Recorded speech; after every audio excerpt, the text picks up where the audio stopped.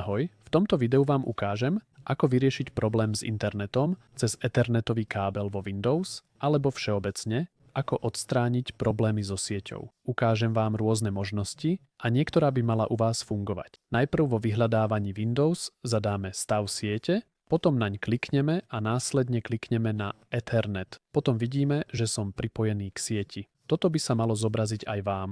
Klikneme naň a je dôležité, aby bolo nastavené na súkromné a aby merané pripojenie bolo vypnuté. Potom vyhľadáme ovládací panel a klikneme naň. Klikneme na sieť a internet, potom na centrum sieti a zdieľania a potom uvidíme zmeniť nastavenia adaptéra. Klikneme na to a tu vidíte svoj Ethernet. Kliknete naň pravým tlačidlom myši a potom prejdeme na vlastnosti. Po štvrté, mali by ste mať internetový protokol verzie 4 a keď ho nájdete, kliknite naň raz a potom klikneme na vlastnosti. Tu klikneme na použiť nasledujúce adresy DNS serverov a zadáme tú osmičku, potom ďalšiu osmičku, tu a dole 8, 8, 4, 4, potom kliknite na OK a reštartujte počítač. To by malo pomôcť väčšine z vás. Ak vám to nepomohlo, vyhľadajme správcu zariadení na paneli Windows a kliknime naň. Potom uvidíme náš sieťový adaptér. Rozbalíme ho. Hore vidíte svoje sieťové pripojenie. Klikneme naň pravým tlačidlom myši a vyberieme odinštalovať zariadenie. Potom klikneme na odinštalovať a následne pravým tlačidlom vyhľadať zmeny hardvéru. Potom musíte chvíľu počkať a teraz by ste mali byť pripojení k Ethernetu.